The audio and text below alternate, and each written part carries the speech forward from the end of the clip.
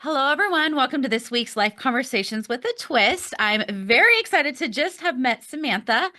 Samantha and I actually are in another podcast. I guess it would be network with Keisha. I just love her. I've met so many great women connected all over the world doing the same thing we're doing. And so we were talking about collabing, and I'll be on yours in, I think, a couple weeks. And I invited you on mine. So welcome. Thank you. I'm so excited to be here.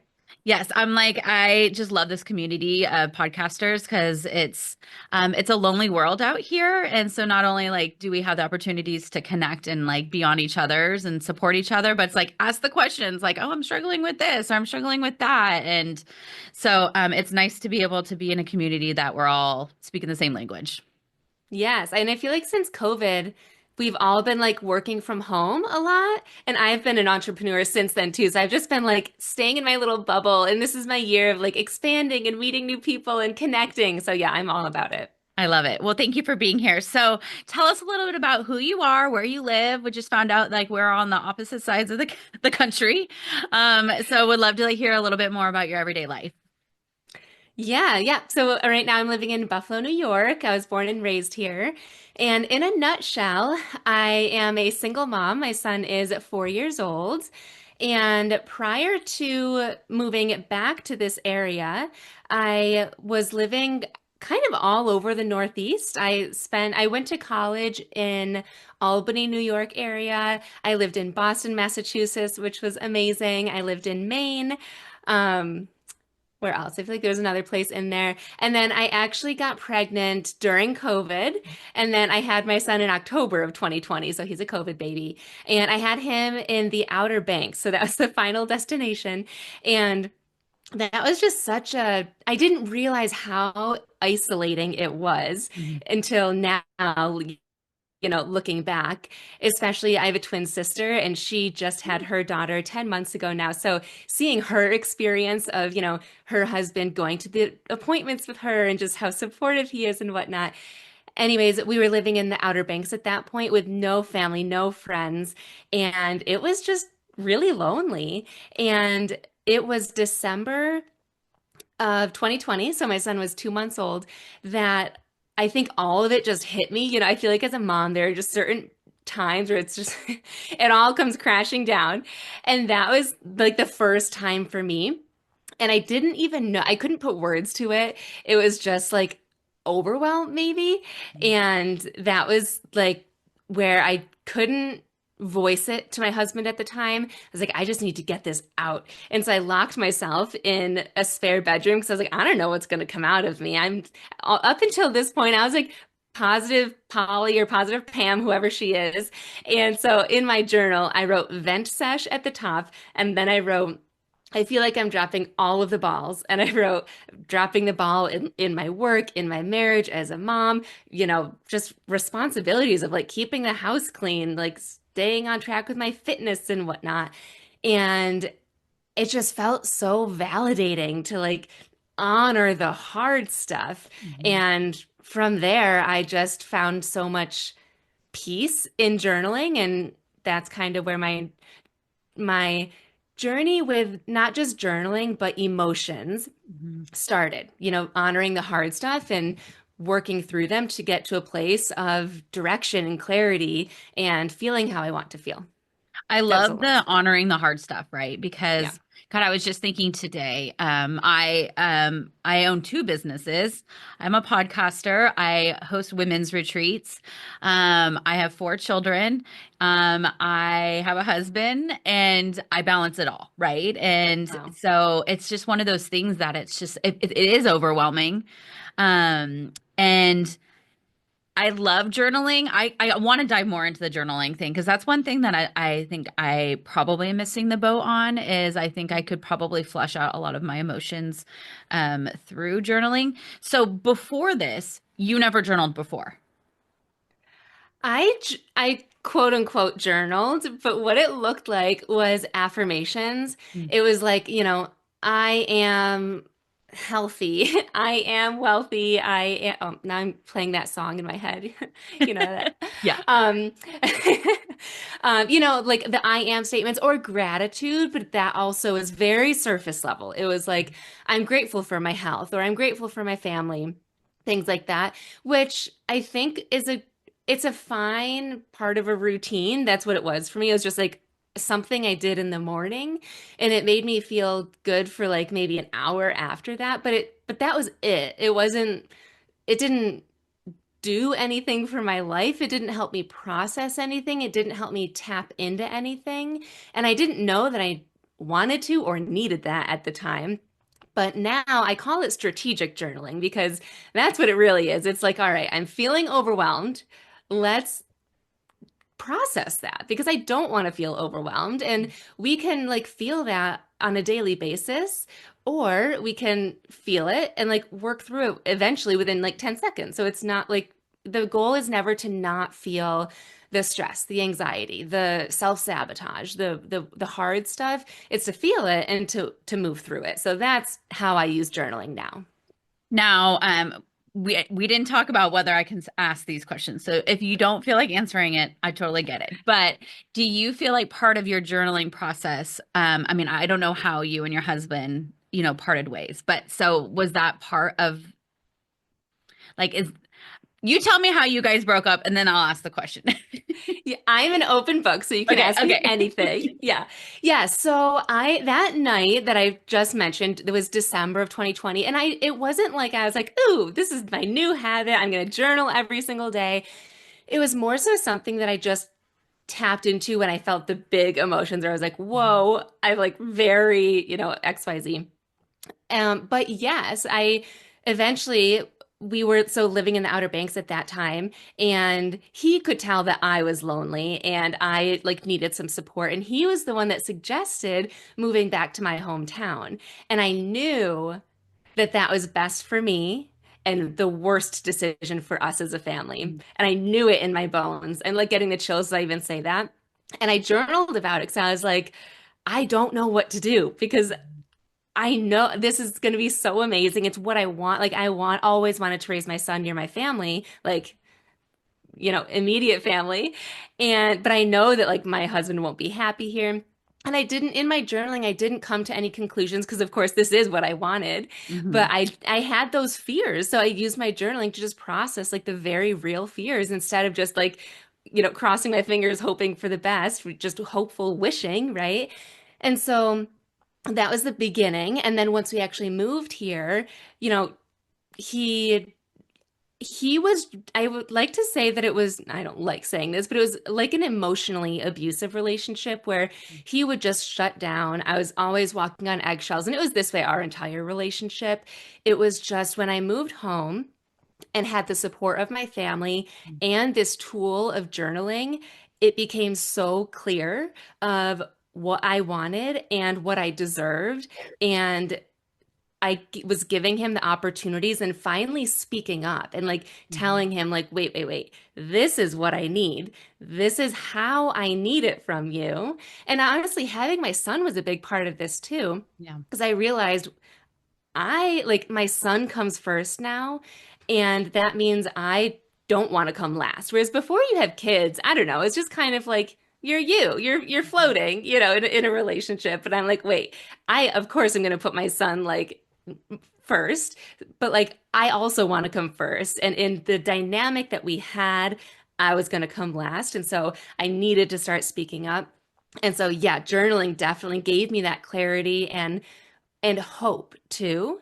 And he just wasn't able to see that. We weren't getting on the same page. And so, yeah, that ultimately led to our divorce. And it happened so fast because I visited his family for Father's Day in June 20th that year.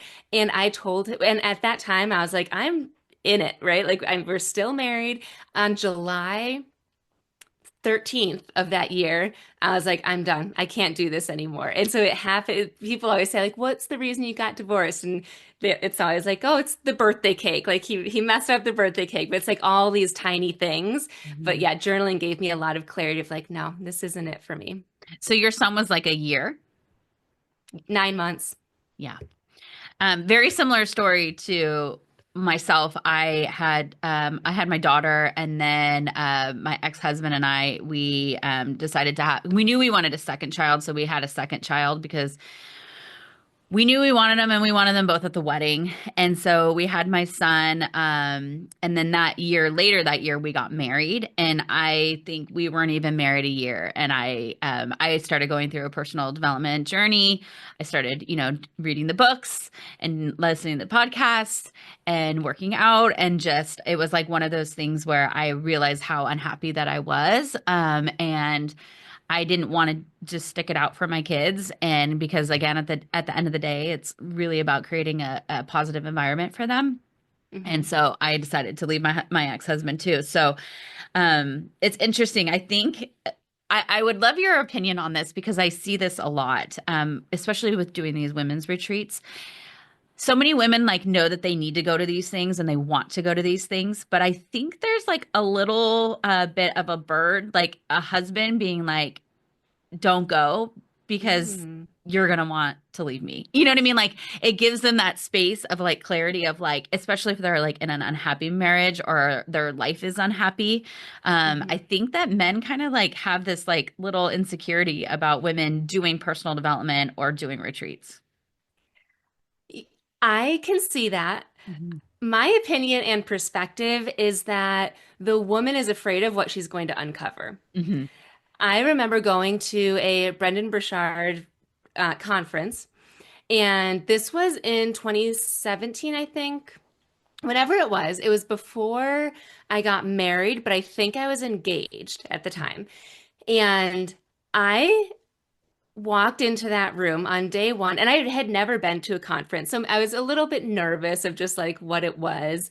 But I think I had my first panic attack before it even started. And I was like, what is happening? Like something is happening in my body. And I was just so nervous that like something was going to come up. Like something was inside of me. I wasn't sure what it was. And that whole weekend, there were tough questions asked. There was reflection. There's a little bit of like visualization stuff. And what I kept turning to was what I used to struggle with binge eating disorder. And so that's what I kept coming up with. But looking back, I should never have married my husband. There were so many signs of like just differences. And, even in the very beginning, I did try to speak up about certain things and he shut it down. And, the walking on eggshells was literally from the very beginning. And his family even told me that. And there are different political beliefs and whatnot, so many things. And I'm like, I think that if women truly listened to their inner voice and inner knowing and trusted that, I think that we're nervous to do that. And I think that investing in themselves in a retreat, they're nervous about what might come up. Hmm. And I don't think that it's always going to be divorce. I think Hmm. that they do need to put themselves in the room with people and go on these retreats and invest in these opportunities to ask those questions. But yeah, I think that it's also coming from us too, probably from the other side, from the partner, but our own fear of what if it does lead to divorce, and then there's a whole loss of love, the grief of that, and what happens afterwards. Like even though I chose to leave and I was so hopeful and excited for the future. It was also the hardest decision. I like literally felt like my heart was breaking at the same time that I was excited, And Yeah. so it's just, there's so many pieces to it. So yeah, I feel like my perspective is we're also afraid of what we might uncover, which Hmm. is also stops people from journaling, at least strategic journaling. It's tough. I feel like it's a brave thing to go beneath the surface level, to go to the retreat, to start journaling. Hmm. Oh my gosh, so good. Such a great perspective too. So after this experience with the journaling, this is like what you're like now you're like lit up. How did you make a business out of it? How did your podcast like concept come in and like how has that evolved?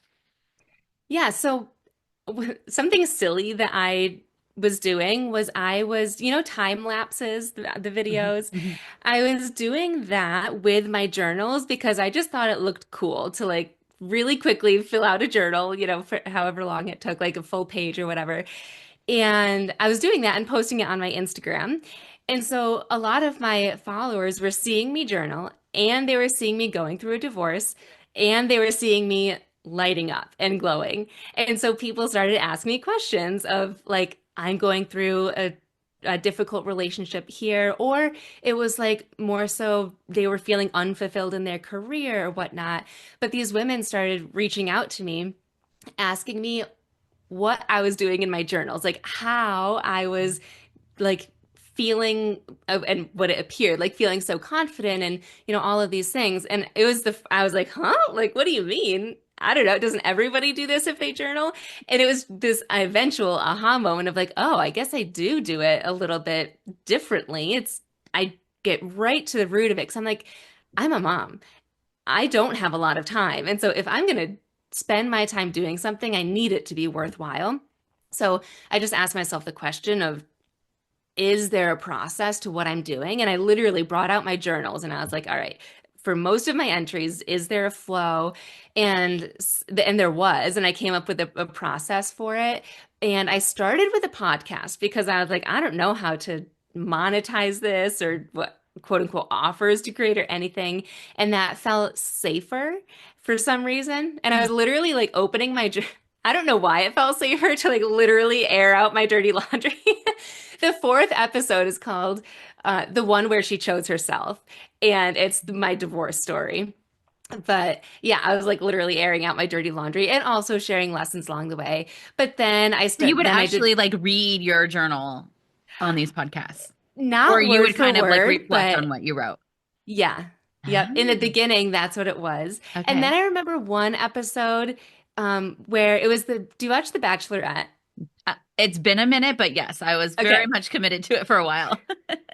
So it was the season where there were two of them. It was Gabby and Rachel. Mm-hmm. Um, and their season, those two girls went through men like they were like just dropping them off like nothing. And they like it got to the end with but like there was no choice at the end because they kept getting rid of them so quickly. And so I did a podcast episode on that. So eventually at first it was like this is my story and then it was like yeah, these are other women that are like choosing themselves and now it's a little bit more it's deeper than that and more about like trusting yourself and inner voice and whatnot. But before that, then it was like people coming to me and I was like, okay, sure, I can coach you through this. And so it was like that. Um, and now I do have like some free resources and a journaling membership where I prompt them through things as well. I love that. And so that is your full-time job. Yes. I love that. And then you also now with your podcast have guests on Hmm. and then do like specific topics around certain things. Yes. I love it. I love it. Yeah. So some of the things like when you and I were chatting back and forth about like what kind of things you're kind of known for or things you like to speak upon. One of them was talking about 5 steps to process over like being overwhelmed. We all are moms. We're all on, well, not all of it. Well, most of my listeners are moms. Most of us have jobs or we own a business. And or we're doing a lot. We're managing the household and things like that, especially being a single mom. Like what does this process look like and how like share give us your wisdom. Yeah. I forgot that I said that, but I'm so glad because that is the process. When I said I was looking through my journals, that's the process. So I'll walk you guys through it. And if you want, I have that's one of my free resources. So I can send you a link to it. Perfect. And just this week, I turned it into a 5-day challenge because what Mhm. I was finding is that I'm going to walk you through it right now, and you can do these 5 prompts all at once and it'll be about like a 10 to 15 minute journal entry, but even that sometimes as moms we're like I don't know, I don't have that much time, or Yeah. it like sounds like we do but then we still can't make the time to like sit down for 10 minutes. So I turned it into a 5-day challenge where it's like literally 2 minutes, just sit down for 2 minutes and journal through something. So I'll send you that link, but Awesome. I'll walk you through it right now. So the 5 steps, it's called the Calm Mind Blueprint, and you can use it for any emotion, but the acronym that I use for it is always make cotton candy again. It makes no sense, but that's why I remember it. So A is awareness. This is the first Mm. prompt. And I call this a journal prompt flow because it's never just one prompt. I prompt you multiple times to help you create a full journal entry by the end. So awareness is just asking yourself like what is happening? What is the emotion that you're feeling or the situation that you're going through? And just kind of do what I call an emotional brain dump around the situation. What people are involved? What is the timing of it? And anything that comes up for you. There's no right or wrong way to do this. So awareness, and then meaning. That's the M. Might be my favorite one. This is where we look at the awareness and we start to question what meaning are we placing on what's happening? Mm. Another way to look at this is what expectations are we putting on ourselves, or what expectations do we think others have for us, or what judgments do we have Mm. based on what we think or what others think?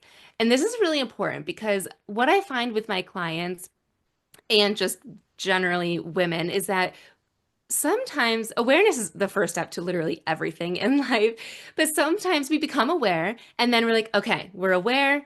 Here's a solution. Like we jump immediately to the problem solving or to the clarity. And people also say, like, it doesn't matter what other people think, but it does because we're still thinking that, right? Like it's still weighing on us, even in some capacity. So this is all about becoming aware of those expectations, judgments, any of those meanings. This alone is going to cause a lot of breakthroughs. Then the next one is curiosity, the Mm. C. And all it is asking, is that true? Are those expectations actually true? Is that judgment actually true? Is that meaning actually true? And it's not about saying no. No, it's obviously not true because sometimes there will be situations where it's yes. It's just about kind of playing devil's advocate and looking at it in a new light. Then we get to clarity. That's the next C is like, okay, now that we know the situation, any assumptions, meaning, judgment, all that we've attached to it and the validity of it, now what is it that I actually want? How is it that I actually want to feel? What is the ideal outcome that I would love to have? What is it that I feel like I deserve? This is where we start to question that. And then the last step, A, is for action. I always love this is why nobody ever gets stuck in their emotions when they're journaling, is because we always end in action. It's like, all right, we've processed, but now what, right? So, Mm. and it's not just action, it's micro steps. So I usually like to do bullet point journaling for this, where it's like, okay, based on what you want, what's a whole bunch of ideas, or even a couple ideas of things that you can do that will help you get there. And then break it down into tiny things that you can actually do one of them today. Mm. And so, one example that I like to give is having a conversation. So oftentimes we think that, okay, I might need to have a conversation with somebody in order to, get closer to what I want. And we think that that's one action step, but to me, that's three different steps. The first step is to write an outline of what it is I'm going to talk about because I forget about the points that I even want to make mid Mhm. conversation, especially if it's an important one. I get all nervous and like probably I'm going to cry if it's an important conversation, and hot and sweaty. And so I'm like, I don't even know. So I'm going to write in the notes app of my phone, I'm going to write bullet points like what's the outcome that I want to have, or, just the main points I want to have. The second step is reaching out to the person and saying, hey, can we chat? And then the third one is actually having the conversation. Mm. Or when I was having the tough conversations with my ex-husband, I wasn't even talking, I was writing letters. So I was like coming up with what I wanted to say, opening up a Google Doc, writing it all out. Step two was going through it again because the first draft was way too emotional, right? I needed to tone it down a bit. And so that's like that. When I was processing overwhelm as a mom, I realized I needed more support. And so my micro step first was not just asking for support, getting a sitter. It was looking at my calendar and seeing, okay, when am I actually comfortable getting a sitter. Step two was then reaching out to the sitter. Because sometimes just knowing, like, oh, I'll just get a sitter more frequently, it feels too Mhm. big. And we're like, yeah, yeah, yeah, I'll do that another day. I love that. God, I can I can see this situation or this process in so many different lights, right? Like whether it's a hard conversation that you have to have or working out or, like commitments to yourself or plan, all the things. Yeah. It's such a great way to like process it. And I love the action because I think that so many people miss that part, right? You're like, Yeah. okay, now I've like put all the things out, but like now what, right? Hmm. I love that. Um, I would love to see your journals. Do you have just like stacks and stacks of journals? And Yeah. what's your favorite journal? This is my favorite one. So I have stacks right behind me, but this is my favorite one currently. And it says Samantha 5.0 up at the top. It's my first personalized one, and there's like gold on it. So one of my tips to start journaling is to get a fun journal that you like because you're gonna want to come back to that. And another tip, this is an empty one, is to get fun pens. So I actually use like colored felt markers. What are they called? Fine felt tip writing and journaling markers. So just to get like something fun. Mine don't have any prompts in them. They're just blank. So yeah, I do have fun like picking out a new journal. Are is one of your goals in the future is to like create your own journals? Yes, I've been asked that so many times, and I took a stab at it once, and I didn't love it. And then I was like, I'm gonna table this for another day, and haven't circled back to it. But someday I will write a journal. I love that. I actually want to because I love the creating of the graphic on the front. Like I've always wanted to Oh. have like a cute journal. And I did it on Amazon. I don't have it with me, but I was always like, it would be so cute to like have them and do the things. And then it's just one of those projects where I'm just like, oh, I'll get to it another time. Yeah, exactly. Yeah. I love that. What other stuff do you do like one-on-one coaching or I know you said you have like a membership, but like what are some of the ways that people can engage in like moving forward with like doing more journaling? Yeah, so I do one-on-one, which is my favorite. I love, if you can't tell, I love getting to the nitty-gritty, like really learning about what's happening in your world. So I do one-on-one when there are spots open. I also have something called the self-sabotage detox because what gets in the way a lot of the time, especially with mom, is self-sabotage patterns, which could be a whole other call entirely. But what those are things like people-pleasing, overthinking, procrastinating, things like that. So I have a small group coaching program just for that to help with, why those patterns are keeping you stuck in overwhelm and stress in those cycles. And then I have a journaling membership that I post these journal prompt flows that I just kind of walked you through, but I have breakthrough themes each month. And we do journaling workshops twice a month, and that's where you can come with what you're going through. And I give you I kind of do like intuitive prompts based on that, and you can share if you want. Um, so we do that, and then I have guests speak in there as well. I love that. I love all of it. I'm again like I feel like journaling is one of those things that I need to again put more into my life. I do journaling, but it's more of like I write my like five things I'm my gratitude writing. And then I write down like 10 of my goals to Mm. remind myself of my goals because I'm definitely more of like a vision board goal setting type of person.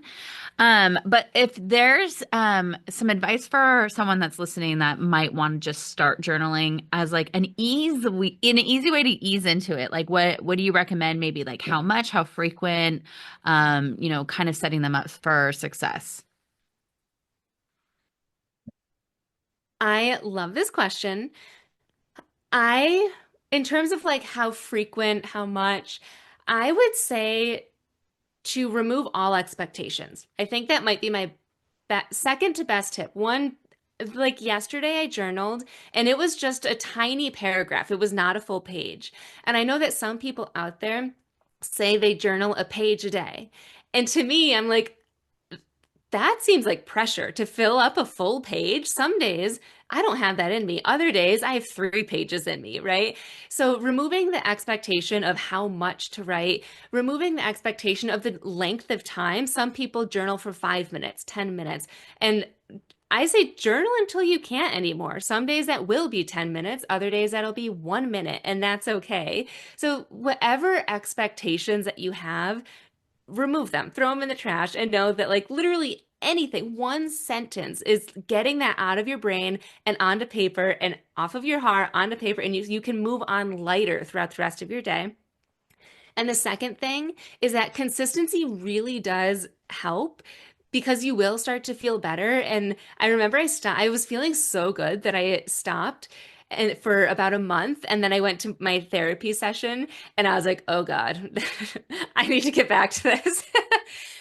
So my tip here is that consistency does not mean daily. Consistency is anything that you can do in a pattern. So honestly, even if that's once a week or twice a week, finding a pattern that works for you. So maybe I actually do it in the mornings when I have my energy drink or coffee or something.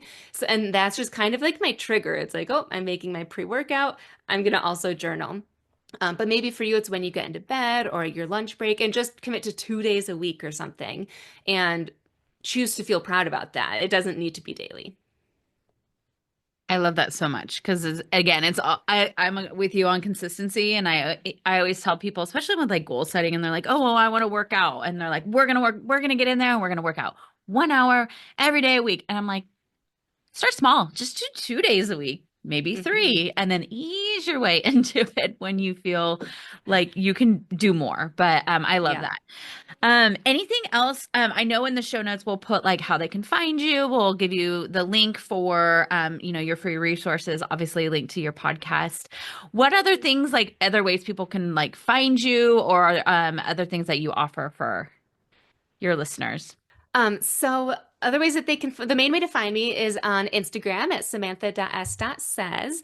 And feel free to DM me. I love chatting with you guys about like what it is that you're going through if you want to share.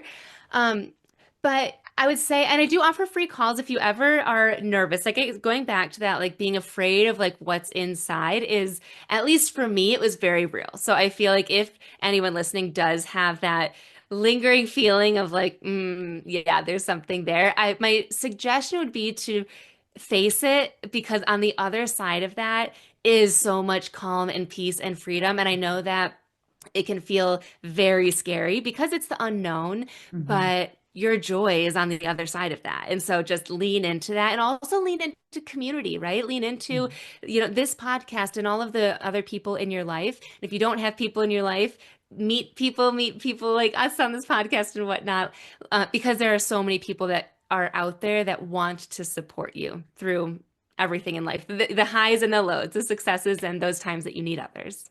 I love that. You're just like a ray of sunlight. I like you, just like the way you speak and the way you present yourself. I'm like, "Oh, can you just be like my pep talk every morning?" Oh. Thank you. Thank you so much for being here. I'm so glad we connected. I literally like I was before we came on, I was like, I most of my podcast guests have been locally, and I still obviously like push for that, right? But I absolutely love meeting people all over the world. I've met so many people on the East Coast and Canada, and it's just so cool to be able to like be with like-minded people who are doing the same thing. So, again, thank you so much for being here, and I can't wait to see where your life and your journey takes you. Thank you so much. Thanks for having me, Heather. Okay.